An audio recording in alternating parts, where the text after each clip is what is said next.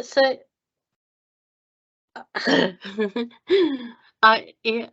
thanks for agreeing to do this. So it's Autism Acceptance Week this week, next week, but this week when it goes out. So I just wanted to, because you're both autistic yourself and a parent to an autistic child, are you not? I am, yeah. So I just wanted to, we thought it'd be interesting to get that sort of point of view from, yeah, it's, an autistic parent, because it's, I'm sure it has its own experiences. Absolutely, yeah. And yeah, so thank you for doing this.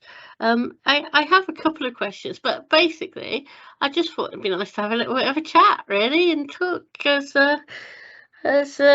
two autistic women talking to each other, really. So yeah, I mean that's probably the first point is, autism in women isn't diagnosed very easily or very quickly, quite often. So the challenges. I know a lot of parents discover that they're autistic when their child gets diagnosed. Was that something? Were you aware of that before, how did that happen for you, really? I had absolutely no idea when my eldest was born. I was 32 years old, and I found having a child quite an extreme experience. And I noticed quite a lot of my friends, it felt like they had a bit of an easier ride with it, and there were things that I just found really hard. I found the noise, the sound of the crying was really tricky for me, really difficult to deal with. And there were certain cries that I would really upset by, and I found it quite difficult to actually kind of regulate my own emotions around that, because I at that point had no idea that I was autistic, and had ADHD, and I had no idea that my eldest was also autistic. Nobody mentioned it. Nobody mentioned the fact that they had challenges with their eating, even breastfeeding, the fact that they had delayed development, that they were later walking, they were later talking. Nobody mentioned the fact they didn't sleep. They would only sleep for like half an hour at a time, and it would take 3 hours to get them to sleep. It was just a very extreme experience for me as a parent. And I can remember getting to when they were about a year old and just thinking, I just don't know how to do this. I can't work out how this works. And other friends had babies that slept through the night from 6 weeks old, and they were doing really well with the breastfeeding, and I was just like, this is all feeling really hard. So yeah, looking back, obviously I've got a lot more understanding and awareness about my own sensory challenges and my own the sensory experience of having a baby and breastfeeding, which is yeah, very physical, very intimate, and I felt it felt very demanding of me and my time and my body, and had Yeah, I no. mean, I guess people don't actually realise how sensory having a baby is. Like you say, there's the cry, there's the smell, Yeah. there's the need for touch. Oh yeah, yeah, Especially if you're breastfeeding, of course. yeah. Um, And that consistent kind of need, which is absolutely totally fair enough, and I wanted to be able to provide that. And I remember I didn't really know what I was doing, so I can remember reading lots of books trying to figure out, like, how do you do this? Because but it didn't feel like a natural kind of instinctive thing. It was like, I need to understand, I need to know what it is that I need to do, and then I need to do that. And yeah, and I remember my mum saying to me at one point, well, don't you just kind of naturally do what you do? And I was like, well, no, I don't know what I do. What am I no, supposed to do? So it was very And confusing that's what I time. was going to say. I guess a lot of mothers would just do those things naturally. If your baby needs to touch you, you pick them up. And if you have a sensory need around touch that is not that, then that's not going to work. It's really tough, and there's a kind of society thing about, you know, this is how we do mothering, and this is what it's like to be a mother, and this is what mothers do, and when you find yourself in, when I found myself in a situation where my bodily instincts weren't in line with that social kind of expectation, I found that really difficult emotionally, and I thought there must be things wrong with me. I don't know why don't I know what I'm doing, and why can't I figure this out? And so it felt like a very confusing time. And the way I overcame it actually was with, I had a sling, and I had a particular sling that my eldest would go in, that actually felt comfortable and that actually seemed to fit with my body. And then I did feel like I could carry them and I could wear them, but I still had use of my hands, and that felt really important for me, that I could still feel like I could function and I could do things that could help me to feel better as well. So I did find a way through, but it wasn't necessarily as intuitive or as instinctive as it may have been for other mothers. Yeah. So, I mean, you talk about, I mean, was there much support? I mean, you didn't know, so I guess there was not a lot of. No, there wasn't. And I mean, we had a health visitor who came round like 2 or 3 times from what I remember, and they didn't ever comment on the fact that that my eldest wasn't walking, or they did a kind of bum shuffle. They didn't crawl.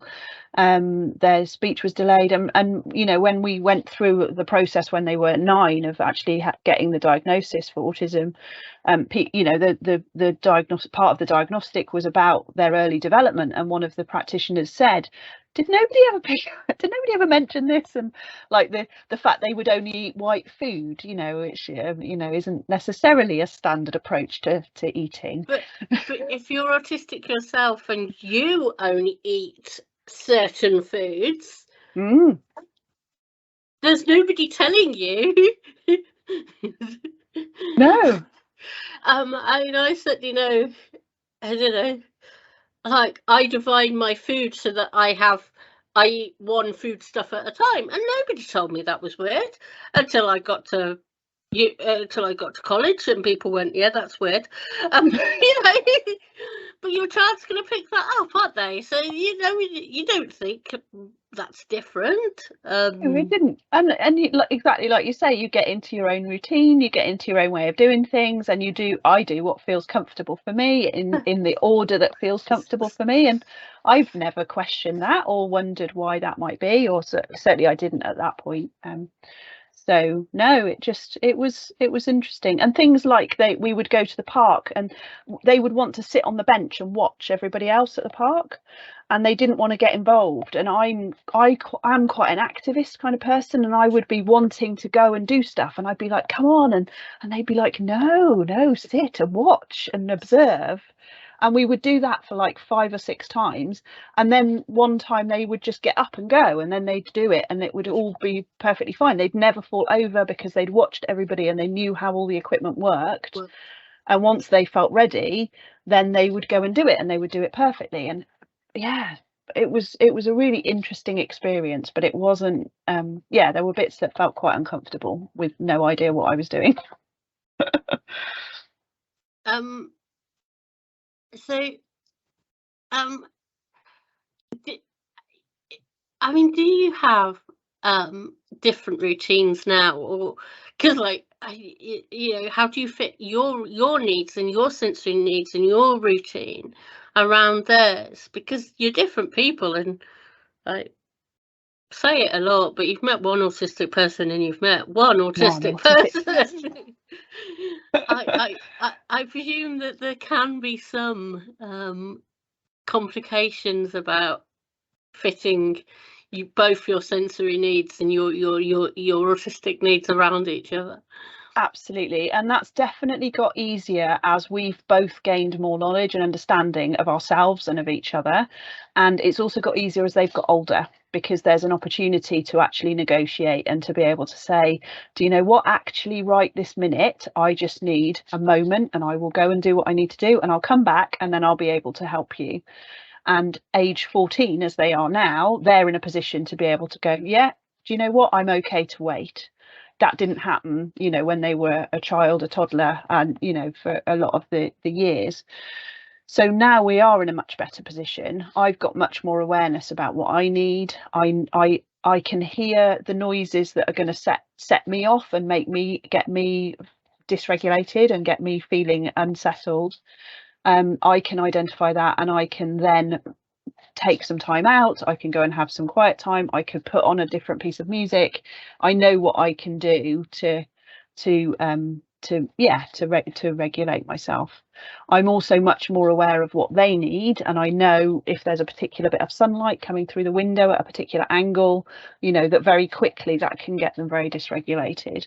But it took me years to work that out, and it was not a straightforward process. So yeah, so we've got much more understanding. One of the things I do is I get up a lot earlier, so I make sure that I have half an hour in the morning before any of my children get up, and I have that time for me just to be able to land. I do some meditation, I do some journaling, I do some yoga, and I do what I need to settle my own body and my nervous system, so that I'm then ready for them and available for them to be able to do what they need. You sort of pre-regulate yourself before the chaos descends. And I've got 3 children now, and they're amazing. I love them dearly, but it can be quite full on. It can be noisy, it can be chaotic, as it is with any family in any household. And so yeah, me taking care of myself first is absolutely priority. So just going back to, so was it your oldest diagnosis process that made you aware that actually some of their experiences as a child or were similar to your own, and you decided to pursue your own diagnosis? Yeah, so we'd had a family bereavement, and that was what, when they were 8, and that was what triggered their a lot of dysregulation for them, and a lot of behavior that they were unable to control. And that was the first indication. People were saying to me it was grief, and I said no, there's more going on here than just grief. There's other behaviors. There were kind of repetitive behaviors and sensory challenges that were coming in that felt to me that were different to just grief. So I tried going through the NHS and just had no success whatsoever for a diagnosis for them, because the GP told me that they didn't look autistic. So they obviously missed the I have autism sticker on the forehead. I mean, I don't know, maybe. So we had 4 referrals to a paediatrician, and they were all refused. So I did go privately for their diagnosis, and the very first thing that they sent me was a 45 questionnaire, 45 questions, and it was just like this light bulb moment. As I was going through these 45 questions, I was going like, oh yes, that applies to my eldest. Oh yes, that applies to me. Oh yes, that applies to my eldest. Oh yes, that's me too. So that was my first time where I really realized how similar we were in certain ways, and how the autism may not just apply to them.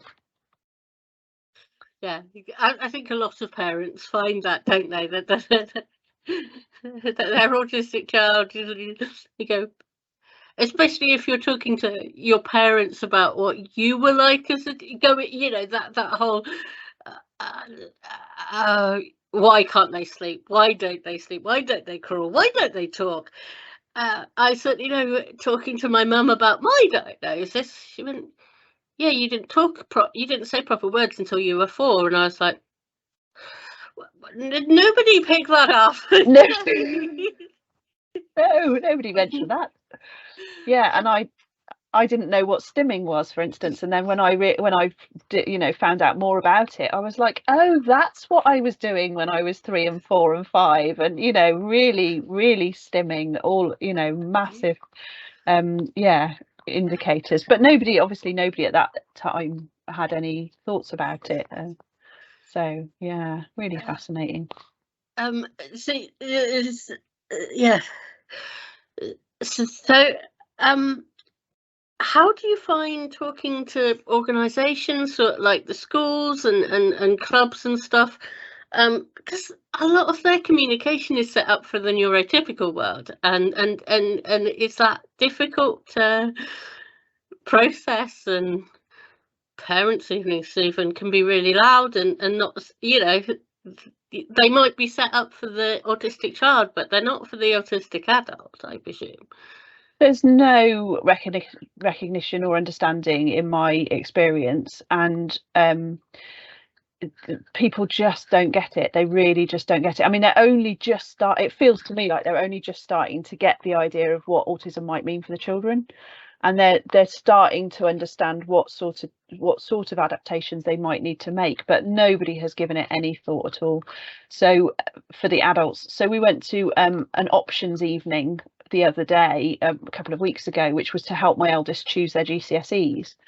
And I don't know, there must have been 200 people in the room. It was massively noisy. There were different things going on in different corners of the room. So there was a music area, there was a drama area, there was an art area. So that, visually there was a lot going on, as well as sort of the noise stimulation. There were different parts of the school that we had to go and visit, and we had to navigate our way down different hallways and find different rooms, and it felt very, very overwhelming. I mean, I had to go and take a long lie down in a very dark room after that, and I'm fairly articulate. I'm able to express what I need. I can say, oh, we don't have a map, or we don't, can we just ask this person where we're supposed to be and what's supposed to be happening? So I know that I do have an advantage from that perspective, but it's just not set up with any kind of consideration for how parents might need to navigate that. And if we think that maybe like 15% of the people in that room would have had some kind of neurodiversity, it could be far more than that. It's quite remarkable, really. I mean, something like that, which is parent and child, absolutely, you probably increase the number of people that have some sort of neurodiversity. That yes. I mean, what would you like to see organisations and schools do better? I mean, just do better, but what I would absolutely love is there to be recognition that it's even a possibility that I might be neurodiverse or I might be neurodivergent.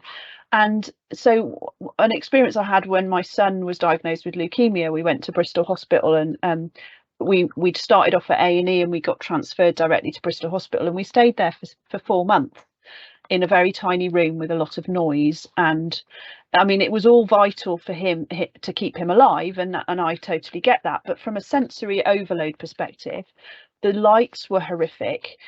There was no natural light. The noise, everything beeped, and it wasn't just our room. You could hear the beeping throughout the whole ward, and you're talking about like 30 different beeps, in different rooms simultaneously. There would be things would leak light. I mean, how does light leak? Yeah, no, but I know exactly what you mean. Yeah. It's just like, oh my god, everything, the feel of everything. The bed was just rigid and hard. It was like sleeping on a plank of wood. Every single thing felt like it was set up to be some kind of bizarre experiment in how to totally overwhelm a neurodivergent person. The food was weird. I couldn't eat my own food. I had to eat the hospital food, or I had to microwave food in 5 minutes, and that messed up my digestion, and I had to get permission to go to the bathroom. I mean, to say it was an extreme experience is an understatement. And prisoners would get an hour out a day to get sunshine, and literally I had 2 hours a week where I would be able to shower and buy my own food. So I would have loved somebody that could have said, you know, how is this for you? What's going on? What can we do to make this different? What can we do to make this better? How can we adapt this to suit your needs? But the people weren't even, it just wasn't on the radar at all. And even when I said I'm likely to be autistic and this is really, I'm finding this really difficult, people just didn't get it and didn't understand. And I can remember at one point just having this, I just had this massive meltdown because it was just, it felt unbearable and there was nowhere to go, nowhere escape from it. And there was a noise going on next door and it just, they wouldn't get it to be quiet. And I just remember opening the door and saying, I need somebody to get this to stop, you know, because I went beyond the point. I know that was an extreme experience, but in our day-to-day lives, there isn't that recognition or understanding. Things and like it's set up for the children and the children's well-being, which is great, and we want that, obviously, but those reasonable adjustments need to apply to the adults as well, especially if in your situation you're the only parent, because I presume your partner or your mum or whatever was at home looking after the other children. Yeah, so I was the only parent, and it was me for the duration. So things like headphones, you know, simple things, having a blanket, you know, a particular blanket that just helps me sleep. Being able to bring that in from home and being able to use the hospital laundry to wash that.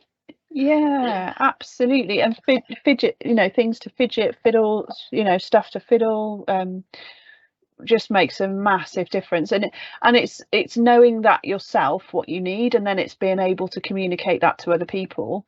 I mean, they had a sensory box for Thomas, but they just had, you know, because he's got Down syndrome, and there was you know, there was almost like an assumption that he might have some sensory needs, which he does, but there was no recognition of any kind of needs that I might have. It's being set up for the child, which is great, and you know, but it's the recognition that the parent may have a disability or a neurodiversity as well, and disabled people can be parents, and yeah. And we can do a really good job, you know. We can do amazingly when we have understanding of ourselves and our kids. You know, I really strongly believe we're the perfect people to be bringing up neurodivergent kids, you know, because we can understand, we can really empathize in a really deep way, and we can really get it. So I'm absolutely believe that we are the perfect people to be bringing up our children. And it would be great if we had support and other people could support us in being able to do that. And I mean, that's interesting because, you know, you're as an adult, you've probably experienced some of those difficulties that your oldest is now experiencing, and you can probably mentor them through in a way a neurotypical parent probably can't. Yeah, absolutely. It's a really interesting dynamic, you know, and they struggle at times with relationships. There are things that don't make sense.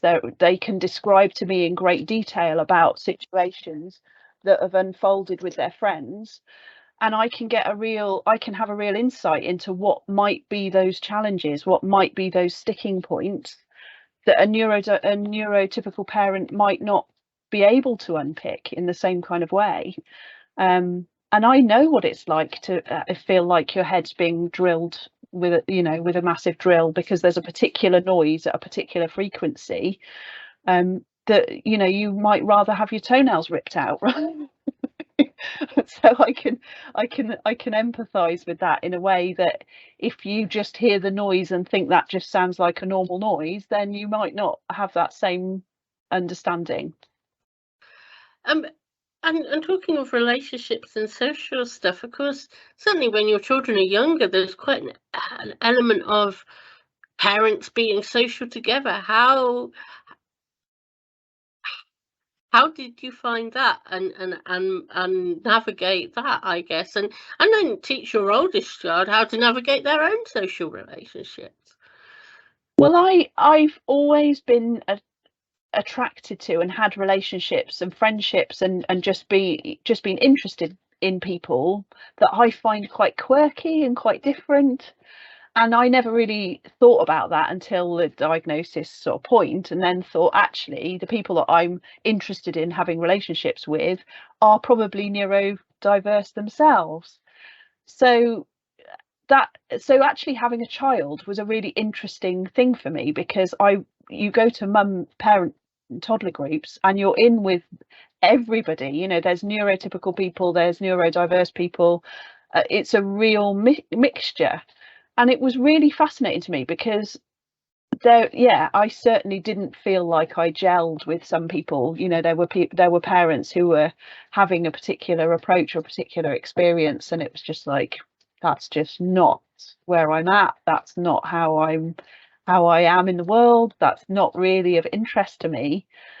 So I guess that was more noticeable at that point. Whereas in my day-to-day life, I meet up with my friends, we have a lovely time, and you can almost be in your own kind of echo chamber and not really notice that actually.